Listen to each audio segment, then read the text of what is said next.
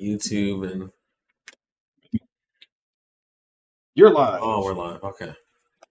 Okay. Confirm. So in theory, we should be up and everything. Double check that YouTube's actually doing the things it says it's doing. Yeah. Yeah. YouTube is Okay. All right, guys. Welcome to the 034 Motorsport live chat. Platinum Hour. We haven't called it Platinum Hour in a while. Yeah. We're here to answer all your questions about all things 034 Motorsport and anything else you'd like to know about. So put your questions into the browsing viewer, however you're watching this, internet widget of your choice that you're using. We like to respond thoroughly with a no BS approach. We aren't afraid to weigh into controversial topics, so please, by all means, ask the spiciest question you'd like, if you dare. I may shove it right back down your throat, so be forewarned. Or maybe you'll learn something. That's usually the goal here. And we're limiting responses to update questions, so otherwise the entire hour would just be talking, trying to give random estimates of updates on when things will be. Yeah. All right, so let's jump into it. Someone's asking, can we sign up to test the mobile app? That's a marketing question. That is a marketing question. And I think there's some engineering stuff going on. I think. Yeah. I mean, when we get in the not too distant future, yes, we'll probably have some option for that coming up. Do we want to have people email in that they're interested? I don't know if we're quite there. No. Yeah, We to get like 1,000 emails. Yeah, because everyone's going to be. You mentioning it last week, I got people messaging me to get ahead of the potential interest. Yeah, we're going to roll it out to some select folks for just more in the field testing very soon here, and then we'll probably have a much wider, we want to call it beta or early pre-release rollout or something. Yeah, before it fully hits the stores.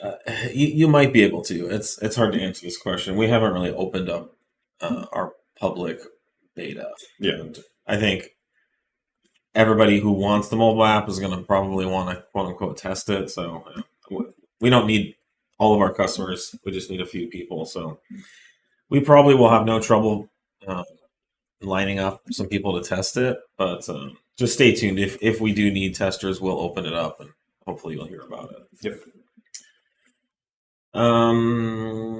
How expensive will your Mark 8 GTI and Golf R S3 downpipe be? Uni released theirs today, and it's $2,200.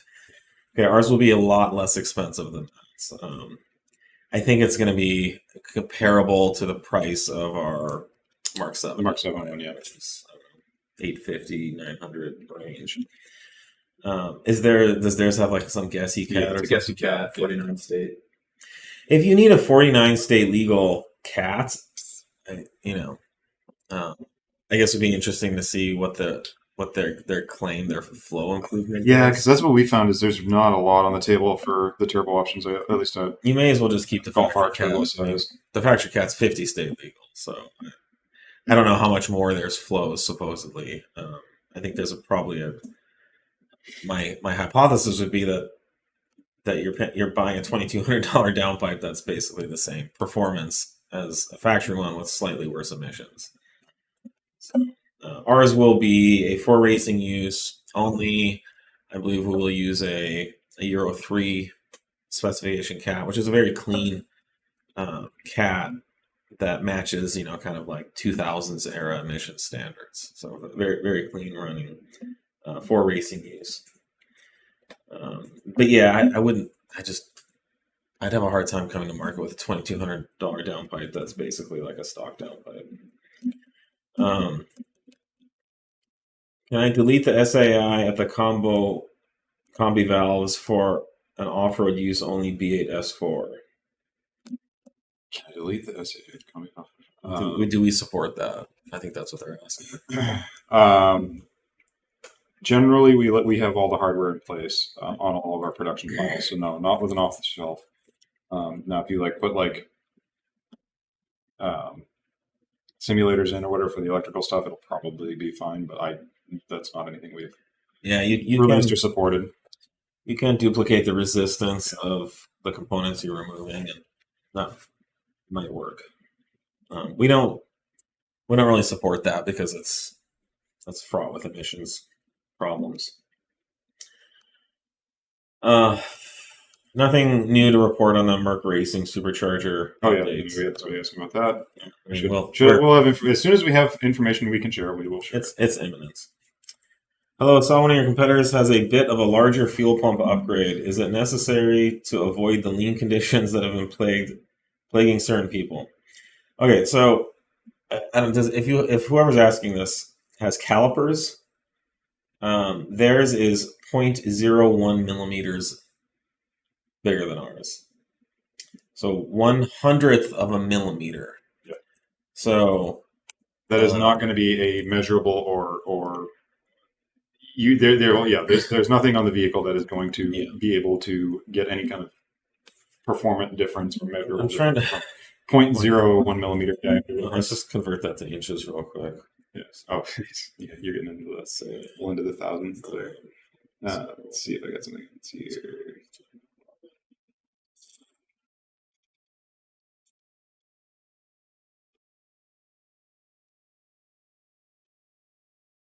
Yeah, 0.01 times divided by times. So it's 10.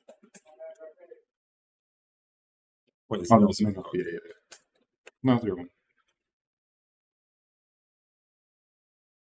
Oh, I'm sorry. Divided by. Yeah. No, I'm going the other way. Math. It's early still, guys. It's little. Okay, so that is 3/10,000th of an inch. Yeah. So, how thick is a piece of paper? Oh, like 10,000? 10 thousandths. Like. Yeah, 10,000. 10 thousandths. So this is. So this is 100. Take a piece of paper, slice it into 100, and that's how much bigger their fuel pump is than ours. So it's not bigger. You can do some math, and if you round up, so you can make the claim that it's the biggest on the market. But as far as the real world goes, it's like saying you have the biggest hamburger on the market because it's 1/100th of a gram heavier than your competitor's hamburger. So it's saying I thought size mattered. Yeah, it does matter. It's just the amount it matters is going to size matters. It's going to vary based on the amount of size difference. The size matters, but 3/10,000th of an inch is not size, or 1/100th of a millimeter is not size. It's like saying, "Oh, I thought size matters. My penis is 1 millimeter long." Like, okay, well, that's not a size. It's just really, really small. So no, it doesn't matter when the size is that small. Now, if their piston was 1 millimeter bigger, then which is not possible, then they would be able to flow substantially more than anyone else on the market. But at this point, all these high pressure fuel pumps from us and Autotech and they all flow. Your constraints in that pump are fixed. So if you're doing any kind of piston that drops into a stock, you've only got so much mechanical space to work with. So yeah, that's why everybody ends up maxing out at basically the same spot. Yeah, don't fall for the hype. Now on our Mk7 piston, we did something similar where we were able to squeeze slightly bigger than theirs, and we did claim that it's the biggest on the market. But we're not here to say like it flows a lot more. Yeah, no, we just gave the numbers that it came out to be. I'd be shocked if they were claiming that. We're not trying to like upsell people to use that pump or something if they've already got something. It's we're not selling it as an upgrade to anything else, but it is a tiny amount bigger, and so is theirs. But in practice, it's not going to solve a lean condition. If you have a high pressure fuel pump from us or Autotech or whoever, and you're running lean, and so you upgrade to theirs, which is 0.01 millimeters bigger or 3/10,000th of an inch bigger, it's not going to your fuel problem is not going to change at all. I have your stage 1 on E85 2020 TTRS. I've noticed a slight vibration on my gas pedal when giving it gas. Is this normal? I was reading this and I don't quite know what you're experiencing. We would need to see like some actual data and logs. Your gas pedal's not even connected to the motor, so it's just wires and it's bolted to the car. It's just bolted to the car, so there's not a lot of discrete transmission that you'd get through the gas pedal that you're getting through the rest. You're getting some vibration in the frame or the chassis that's transmitting through the pedal, which is bolted to the. We need a lot more info. It could be something simple. Mechanical, who knows what it could be. But I don't know what in the tune could cause a vibration. I mean, tunes are zero. Not unless you're getting into like a misfire or something like that, but that would be all kinds of other symptoms. Everything in the car would be vibrating. My cats have recently failed on my B8.5 S4, so I'm planning on going with test pipes. I'm just wondering if I need to go with 034 Stage 1 tune, or can I run test pipes on a stock tuned car? Stock tuned car, no, you cannot run test pipes on stock software. I mean, you can, but you're going to get check engine lights, and it's going to be all unhappy with you. No, you would need a test pipe file for that. So, I also really recommend running some kind of high flow cat if you can. Yeah, but if it's a stock car, just put stock cat spec. Yeah, that's what it should be running. And they're not. I mean, performance-wise, they're not really an impedance at all on that motor. No, they're not. They just don't last as long as they could. Yeah, they still last plenty. Let's remove the update question. Sure. Can you readdress the app is coming? There's new people. Oh my god! Yes, the mobile flashing app is coming. Thank you. It is getting closer by the day. We can say that. Yes. Every week we're making progress on it. Yeah, say that again. Right. What do you guys think is the best sounding exhaust setup on the B9 S4? Best sounding exhaust setup on the B9 S4. I mean, the ResX setup is pretty solid. I really like, if you're like Stage 1, Stage 2 type car, I really like, the factory exhaust and factory cat with our ResX. I think that sounds really good. Yeah, the Stage 2 with the race cats, it gets a little Once you do the high flow cat and the test pipe, it gets kind of droney and loud. Some people like that. I also thought that the car sounded really good with just the high flow cat with stock exhaust. It added this really kind of exotic bark to it. Sharper. Yeah. As far as like dropping $2-3 grand on an aftermarket exhaust, I'm just not a big fan of that, and we don't offer exhausts for a reason, because these cars really just don't need them. Yeah, performance wise, I mean, other than some weight savings, typically. A lot of times that's and even that it varies a ton depending on chassis. But yeah, performance wise, the stock exhaust, all of our dynoing has been on stock. With just a ResX. There doesn't appear to be any flow restrictions, which is crazy. It is to think that a stock exhaust can support 600 horsepower. Yeah, it's all in the chasing the mile per gallon. You can get more efficient parts out of it. Yeah. How do I switch from 93 Stage 2 to E85? What parts do I need? 2023 Audi S5. You need to flash it, and we've got some videos. Check our tuning Uncut channel that describe in detail kind of how you want to go about that, and what you want to run, how you want to run your tank down, what you do when you pump the E85 in, and how to switch it. But no, we have Stage 1 E85 files, so you don't need any other hardware. You need E85 fuel. You need it's a good idea to install a content analyzer. I was just gonna say, so that you have at least E70 in the tank. Around here, usually we get like E80 very reliably, like on the dot. That file calls, I think, E60 to E85 on that one. E60, okay, I think it was E60. Cool. Midlife Mods says he's coming to Summerfest. Counting the days to Summerfest. Yeah, that's coming up fast. Looking forward to seeing you. Had fun at Laguna. Yes. We'll eat some good food. Yeah. Hang out. I'm loving the new high output file for Stage 3 Plus TTE810! Great to hear. Any performance difference if I flash the No Crackle? Nope, it is exactly the same file, literally with just the sound tuning module, they call it on that ECU, turned off. Glad to hear you're enjoying the high output file. I'd be interested to hear more feedback from customers. I don't know if marketing has been getting feedback.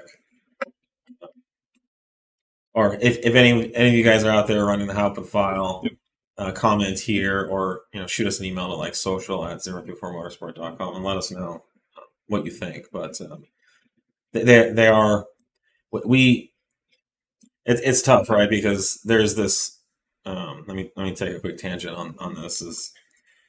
There's this weird dynamic that if you don't make improvements to your products, then you can't improve them, right? You can't apply new information, data, and lessons that you're learning to improve products. But when you do improve products, there's these kind of trolls and naysayers out there that say, your file really was shitty. You had to change it to make it better, And so internally, sometimes there's this dysfunctional tendency to be like, we can't make improvements, we can't release anything because someone's going to criticize us and attack us for the thing that we did a year ago.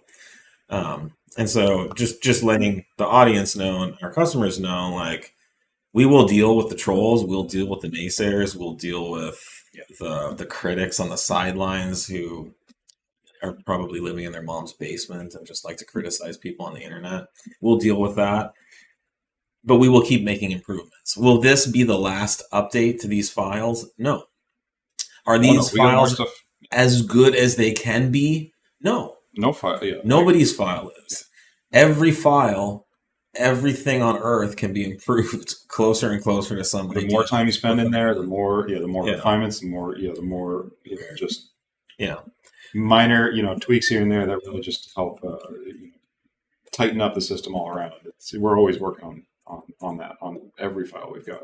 Yeah, when Michael Phelps beats his world record, no one says, "Hey, you were a shitty runner last year." Like, why'd you get better now? Why weren't you better last? Michael Phelps broke the world record last year, and then he broke it again and again and again, or whatever. Like, he's improving because he's learning more, he's training more, he's getting in better shape, and so that's what we as a company are doing, and that's why we release improvements. There was also I'm Facebook friends with a lot of our customers. One of our customers posted something about us, and some trolley person made some comment about they should be called 035 Motorsport because all their products need revisions, which is, I think, a pretty lame joke. You mean because we support our? I think a funnier joke would be like they should be called 034-B because all their products need revisions, or 034.02 because all their products need. So whoever's revision humor really needs some work. But I didn't respond.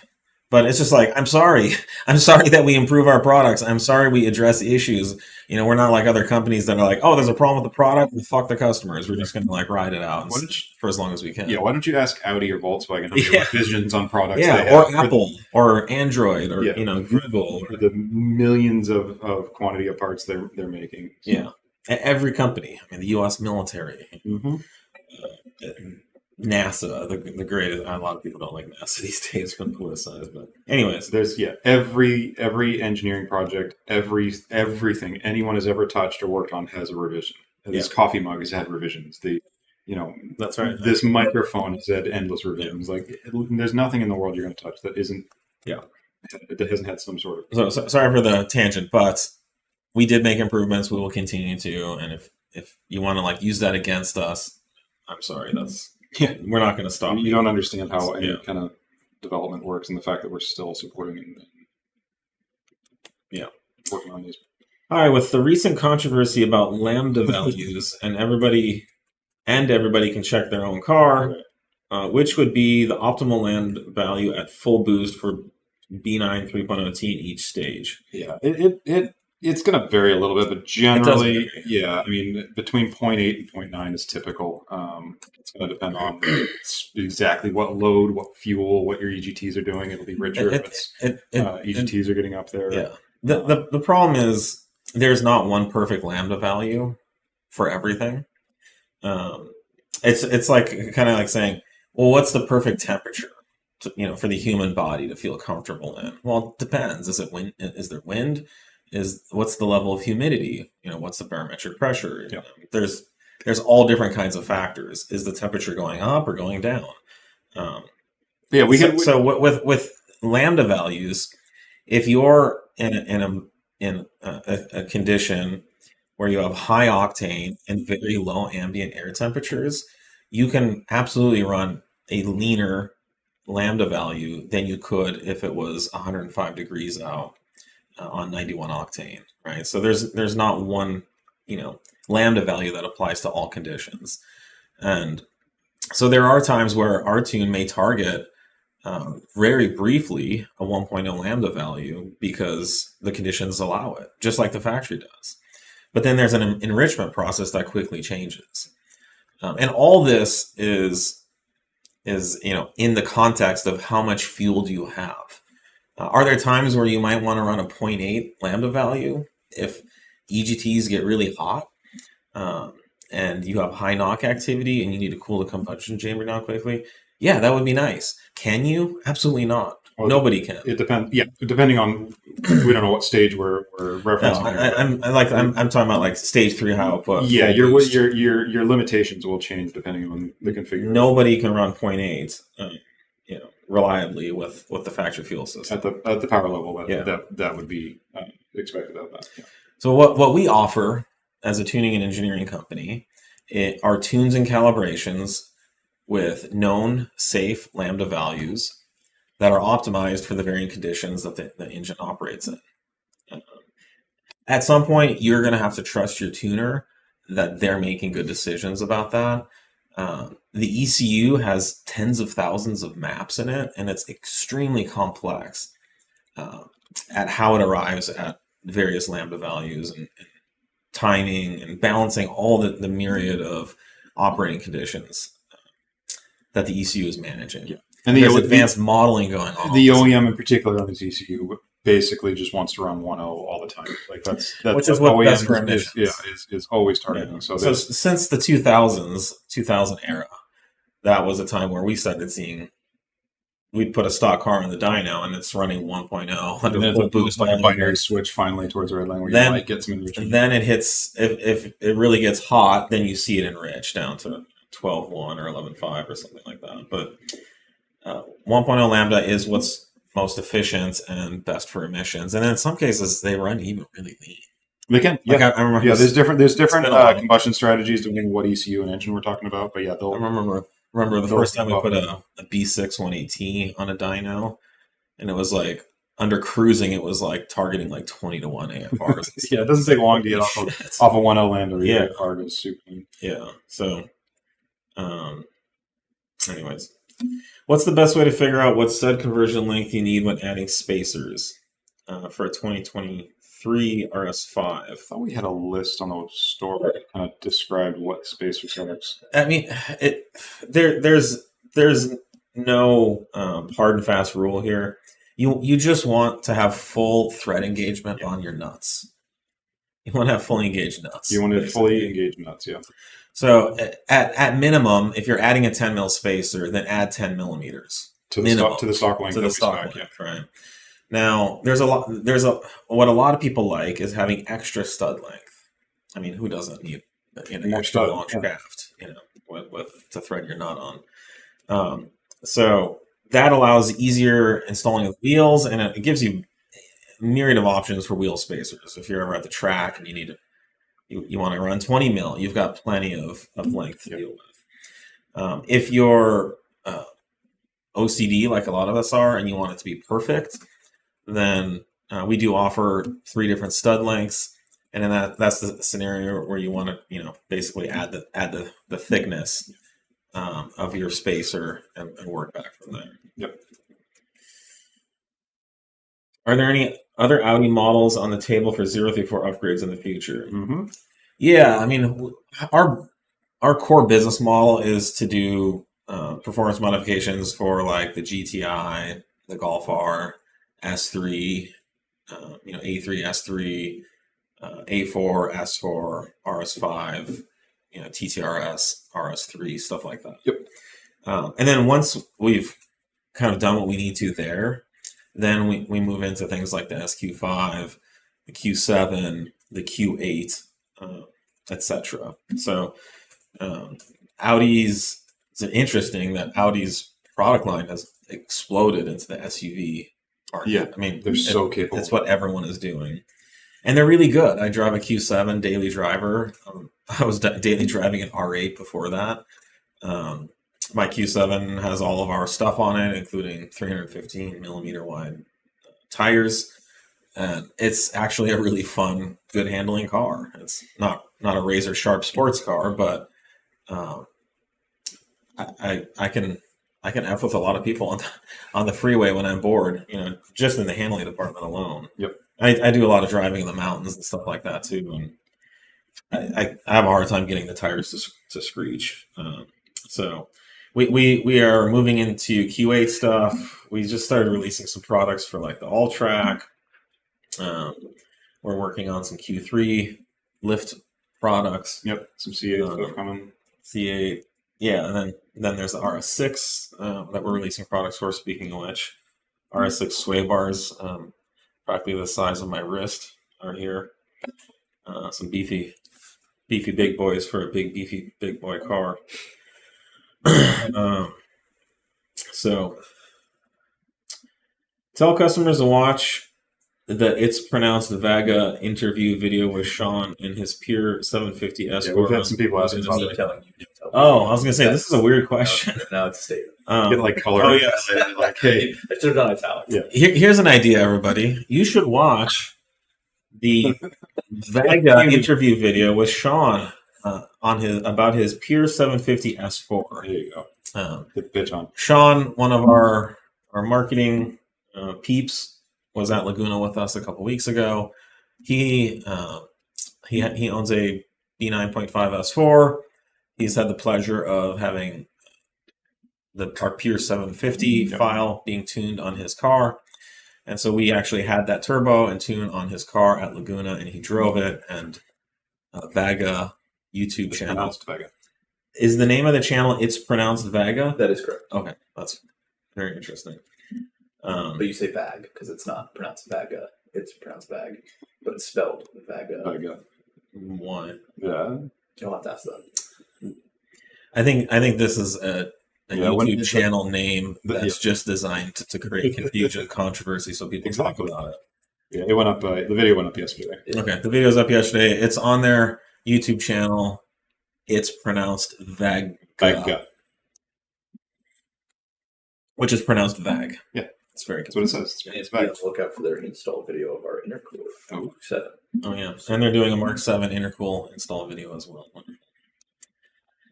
Regarding the high output file with the A10, is the stage 3 on the TTE810 have the same issues with injector longevity?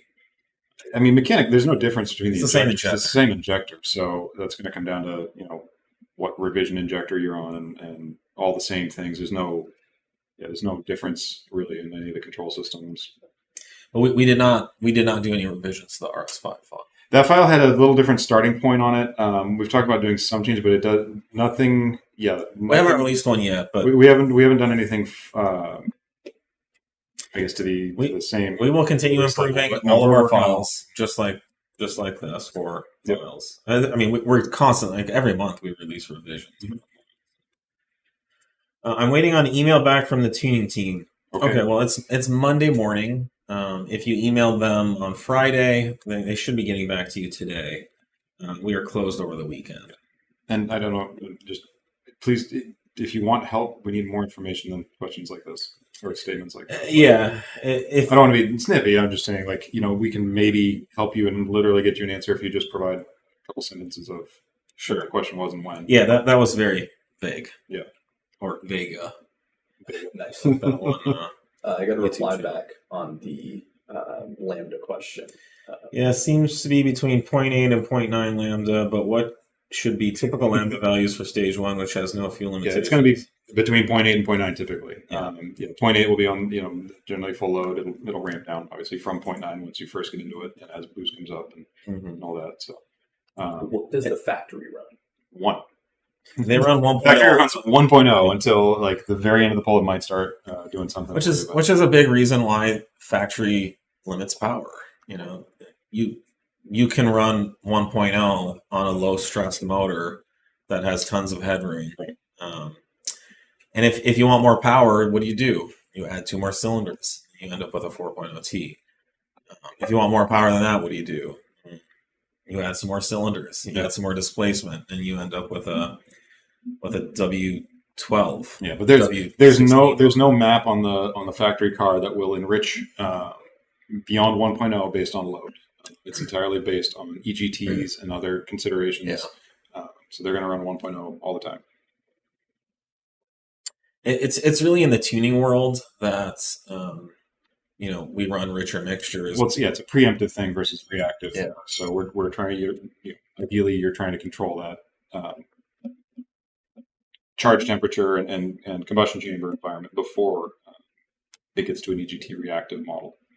Yeah.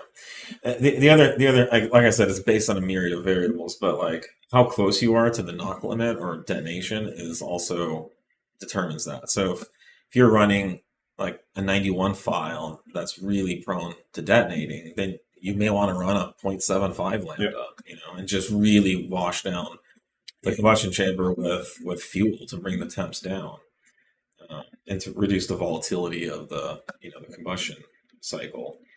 So there's just no one answer that fits everything. Like I said, it's the same as like what's the best temperature. There's just no such thing.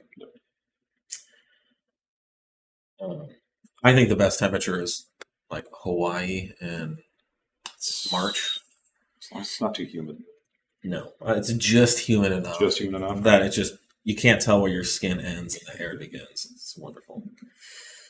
I just got a 2012 A7 3.0 TFSI. Do y'all have an option on y'all's website for a heat exchanger? And can I run meth injection with your stage 2 tune? We definitely have heat exchanger options up there for you. It's if you go on our website, you can check. Drill down into your car. I think we have one for the A7, don't we, Nick? We do. Yeah, it's on the website. Available. It's on the website. If you just go put in your year, make, model, it will come up. It's a very nice kit with billet end tanks, everything you need to install it. Yep. You can run water meth. You can. We talk about this a lot. It's not something we recommend or officially support. Really, it just because there's no such thing as running water meth. It's entirely dependent on the exact installation and how it's configured and how your components are set up. If all your lines are sealed or if they're just leaking everywhere, like most water meth systems are. You can. It's usually not much of an improvement. All right, we gotta keep cranking here. Yeah. Hi guys, considering that the 3.0T supercharged on dual pulleys is running pretty hot on track, highway, would you consider a product that would address this issue, oil cooler or colder thermostat? It's the pulley ratio is just really just air temperature is the consideration. Your coolant and your oil temps are not going to be affected by that, especially just track and highway stuff. Track is a whole another thing. So no, it's mostly down to air temperatures and just being able to mitigate that through those tiny little intercooler bricks, which is the real limiting factor in that platform. So there's not a lot of options out there, unfortunately, beyond the upgraded heat exchanger. Yeah. Get some more water flowing through there. My 20-minute request to remind folks that the app is coming. Oh, the mobile app's coming? Yes, it is coming. Any air-to-air intercoolers in the pipeline for the B8.5 S4? We're not necessarily prioritizing that because really the RS5 with the Wagner upgrade kit is very effective. Mm-hmm. And I just haven't seen anything on the market that's a lot better. We've seen some that are way worse. Yeah, we had a guy that did an worse. air-to-air conversion on an RS5, and it was... Shrieks. That's a good thing. It was unfortunately designed, I guess you could say. It was a dual pass core that ended up with like cores that were like 3x3 inches, and it was a massive. Oh, was it that eBay dual pass intercooler? That's the. Talk about the car that had the core. It was a Treadstone. It was. I don't know what it was, but it was. It was a Treadstone core. It was. There's a core on eBay that looks really beefy, and it's like this big, and it has 4 inlets. 2 on each side. Oh, that was the 270 guys used to work on. Yeah, it's very popular on the 270. Not that. But it's basically like your intercooler cross-sectional area goes from this to this, and it just looks a lot bigger, but it's actually pressure drop is terrible. On 2.7s, it was a huge downgrade, even from like factory. So yeah, I mean, there's you can air-to-air isn't necessarily the fix. It still needs to be a properly engineered and designed solution. We just flogged our RS5 at Laguna Seca on full stage 3 set TT720s. It was the best running car there. Yeah, the thing's It had no issues. So I recommend just installing the Wagner kit and calling it a day. I think at some point it might be worth looking at air-to-air stuff, you know, when you're like in the 1,000+ horsepower range or something. So it really depends what you're planning, but the car's not designed for it, so it starts getting pretty intrusive and disruptive, and you start having to cut things and kind of hack the car up. If that's what you want to do, I think most RS5 customers aren't interested in that. What's the best Audi S model for the streets? I have an S3, but contemplating upgrading. S3 is hard to beat on the street. Just I don't know if it's at Mark 7 or Mark 8, but they're both really great, fun to drive, great handling cars, especially with all of our stuff. Yeah, the B9 S4 S5. B9 would probably be B9's handled really well. The B9 A4 set up really nice. It's going to depend on what street you're talking, because if like if you're bombing down like I5 for your entire work day, like go for an S6 and just like cruise missile. But yeah, the S3 and S4 are more tossable. S3 is great. I would say the S3 is definitely arguably one of the best. So it really comes down to personal preference, like Nate said, what you're doing. Yeah, it is tough to do too much on the street, depending on what streets you're driving on. as far as like really carving it up. Yeah, it's you're either gonna kill somebody or get arrested, and that gets kind of old after a while. Shout out to the 034 support team. I requested a replacement O-ring for my B9 turbo inlet, was sent to at no extra charge. Thanks, guys. Our pleasure. Sorry for. There was an I don't know why you issue, got to answer, but I'm not sure, but yeah, glad we get it. Regardless, glad you had a good experience. What spark plugs do you recommend when going stage 1 B8.5, or does it not matter? Yeah, stock is fine. We've got some brisk plugs on the site as well that we've run in a bunch of these motors. But stage 1, you're totally fine with stock. It's gonna be a nice long-lasting option. Yeah, as always, if you have any customer service request or need, email tuning@034 Motorsport for tuning support, or contact at 034 Motorsport for general customer service help. Yep. There's someone named Jolinator. Yeah, he's asking a bunch of tech questions. This is not the right format for a tech support interaction. I mean, if there's like this particular like, hey, is this behavior normal kind of thing? That's one thing, but it sounds like he's got some clunking or something on gear shift. So yeah, we need that's a tech support thing we'd have to look at. Yeah, you can also email tech support at 034 Tech support. If it's tuning related, right after you're tuning at 034motorsport.com. I'll get you there. What's the deal with B9 cylinder 6? Is this where the stage 3 injector spark plug issue starts? It's not. I don't think we know that specific. I don't know. It's so we've certainly seen some cylinder 6 issues, but I think we did a breakdown of the ones that we know of that have failed. And I don't think it was statistically that much higher.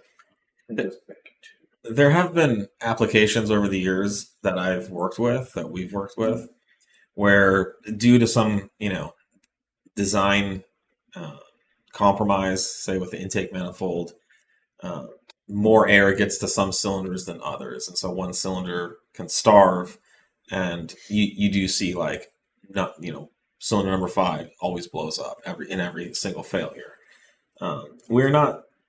First of all, we're not seeing many failed motors at all. It's really like a handful, but we're still compiling a database of the failures. We just don't have a lot of data points because the numbers are actually really small compared to what a lot of people seem to think. But no, I don't think anyone can reliably say that cylinder 6 is anything right now. Not without some more actual data on that. I think everybody wants to jump to conclusions so they can feel like they know something, but that's kind of like, the pitchforks and torches way of justice, for engineering. And we don't just grab the pitchforks and the torch and go running into town and kill the first person we see, when it comes to engineering. And we've seen some weird stuff too. There's some weird just failures out of the box. We had an S4 that would just kill injector number 2. the injector would just die. It would last like a month or two reliably, yeah. reliably, and it was that injector. Every time you put a new injector in that cylinder, and it would die.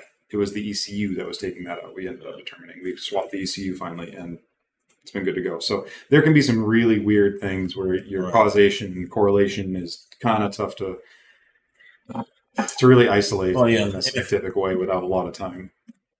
You can read up on like red herring online about when you're doing troubleshooting, and what appears to be the problem isn't, and it's called a red herring because you're using correlation to create causation. There's no ability to do that. So yeah, we've had a number of, it's just it's a method of troubleshooting, or it's the method of troubleshooting that is, it's slow, it's methodical, but you can't assume anything. You have to test everything and isolate as many variables as you can. Everything's innocent until proven guilty in our engineering department. We try. Would larger charge pipes for a stage 3 B9 be beneficial? I don't necessarily think that the size of the charge pipes is really a problem. We are working on some products primarily to increase the reliability, because the factory stuff's like plastic and pretty chintzy, and then also to accommodate a larger throttle body installation. Right. But the pipes themselves and the size of the pipes, you can force an insane amount of pressurized air. Yeah, you can move a lot of air through what's a 2, 2.25, 2.5 inch pipe. So I think there will be tuners that come out with like 3-inch piping kits and say that it flows 50% more or whatever. But really, the power to the motor is not going to really change just from changing that. Yeah, I mean, at some level, sure. Yeah, it's a pressure drop across a tube. It's a thing, but it's not what we've seen necessarily at where things are at now. Mm-hmm. Can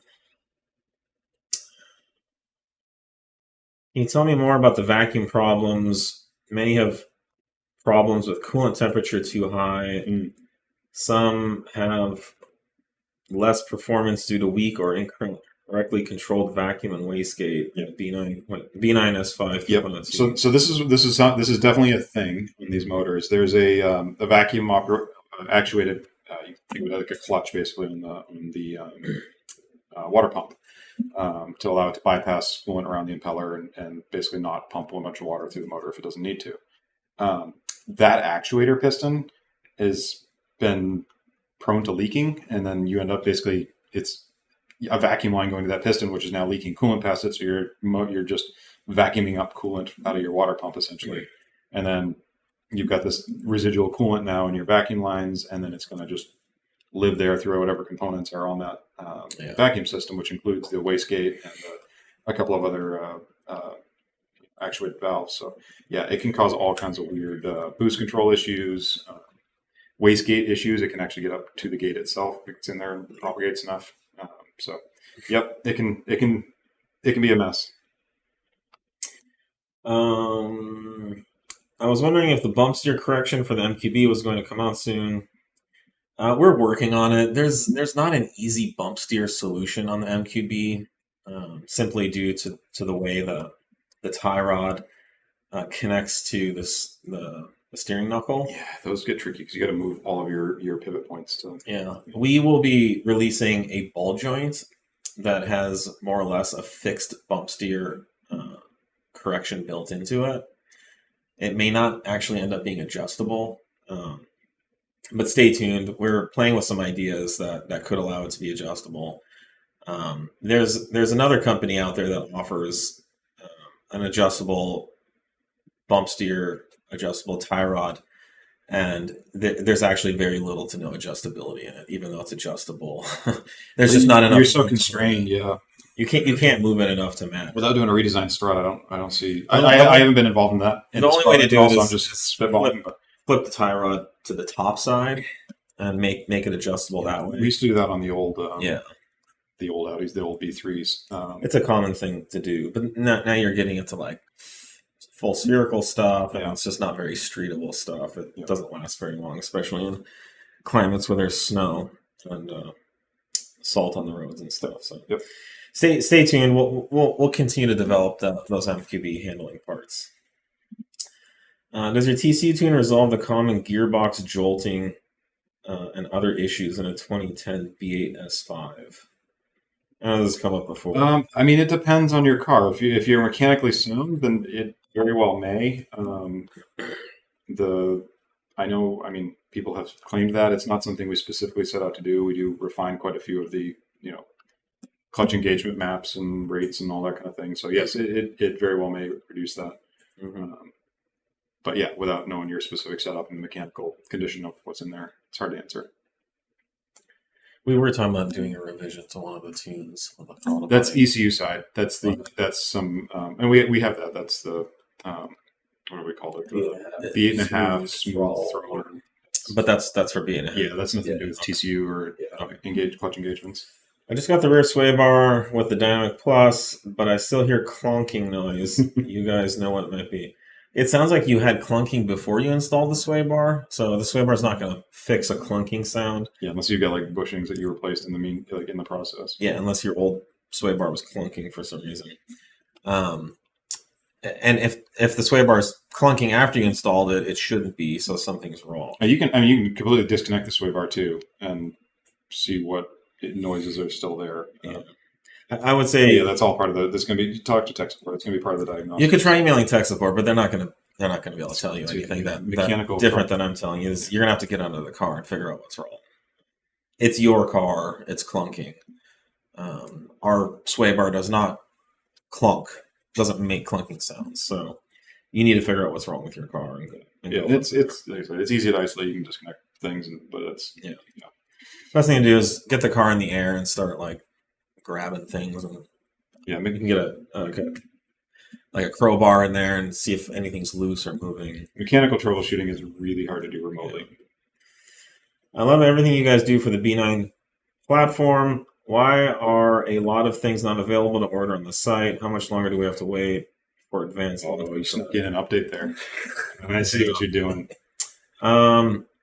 Yeah.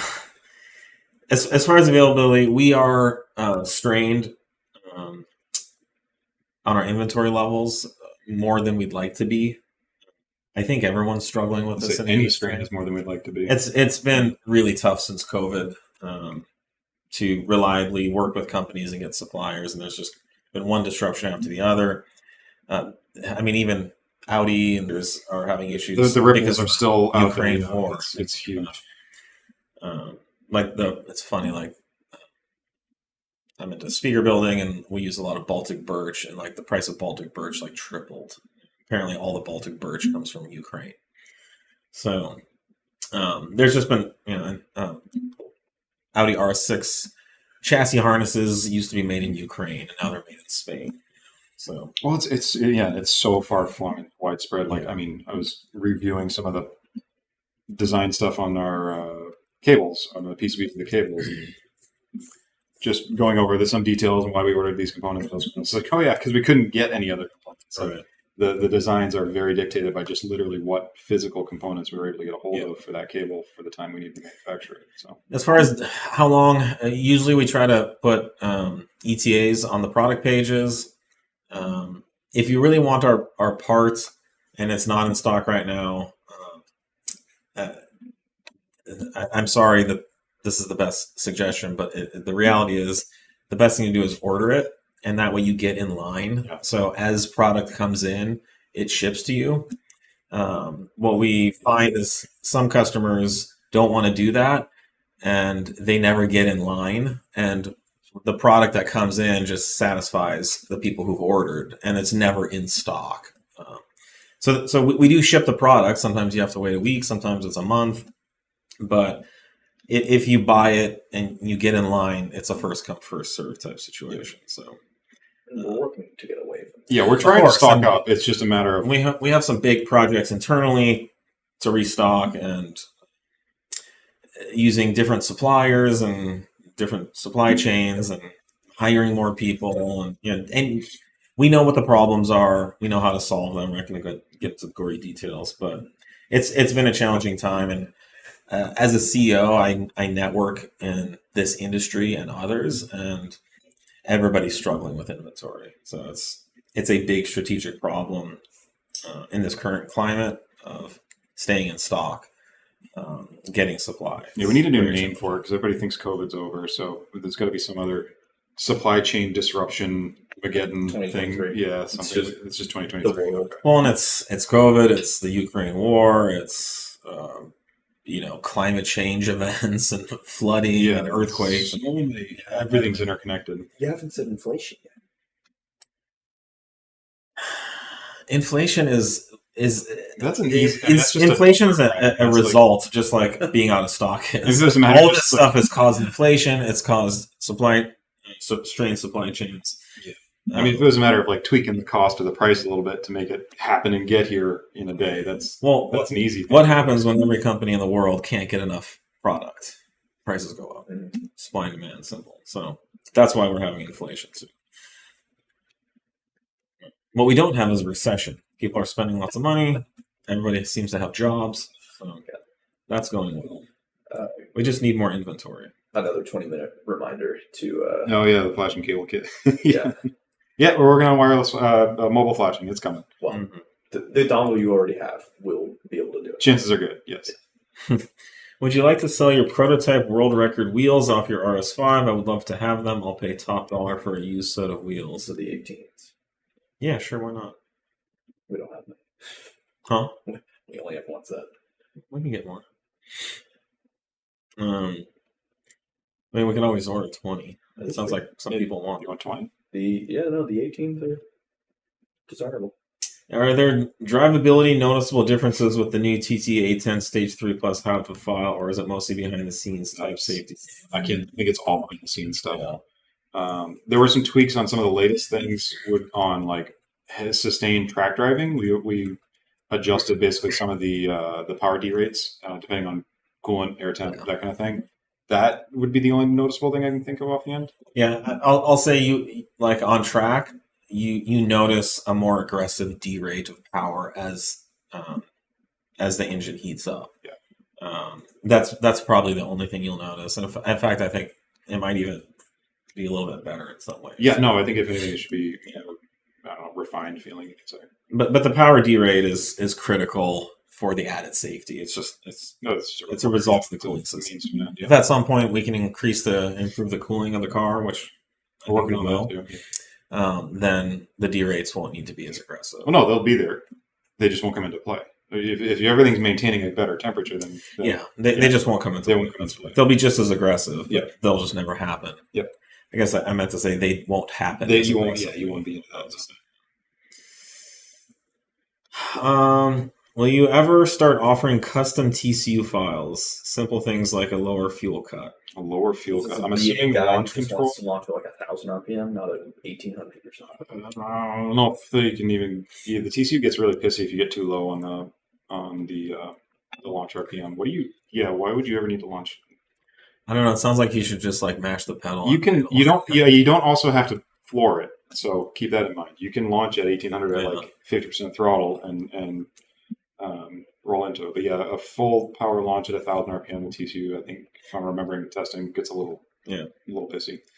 Going to install your track spec uppers on my B8.5 S4 and was wondering what settings you'd recommend for both daily driving and on track. For daily driving, I would say shoot for like 1 degree of camber. Yeah, I think 2 is what most people are going with. 2, if you... It's basically factory, 1 to 1.4. Yeah, I guess so. I'd say 1.5 to 2. The more you run on the street, the more tire wear you're going to get if you're just doing straight line stuff. On track, I think we've seen like 3.5 degrees if you can get it. That's really nice. Yeah, I was running 4 on the B8. Yeah. Oh, yeah, good. But it's really going to depend on your car, and if you want to do tire temps, you can start dialing in camber that way. But I know on the street, just like 2 degrees just feels amazing. Yeah, it's like it feels like a totally different car. Is it worth doing head studs, valve springs, and retainers on the B9 before doing any internal? Doing rockers soon. Would you offer a solution for more power with set upgrades? Stage 3 Plus TTE810. I would say head studs are recommended because here internally we've seen some of our cars lift the heads and get, basically combustion pressure leaking into the cooling system. So Head Studs has fixed that. The valve springs are a good idea to reduce or eliminate valve float. Engine internals is a good idea to strengthen the rods and pistons due to the stress of combustion and creating all this torque. So all these modifications do different things. They all address a different type of problem. But from what we've seen, I would say of all these mods, I would do head studs first and foremost. Rocker arms hasn't really been an issue for us. Yeah, there's a couple of guys taking it on themselves to do their rocker arms preemptively. So if you're in there doing that, there's no reason not to do head studs. But Nate's right. It's the while you're in there philosophy of just get in there and do it all at once. Yep. Pull the motor out. You put your motor on engine stand. You can do all this work. Yeah. And relative ease and comfort versus trying to do in-car stuff one at a time.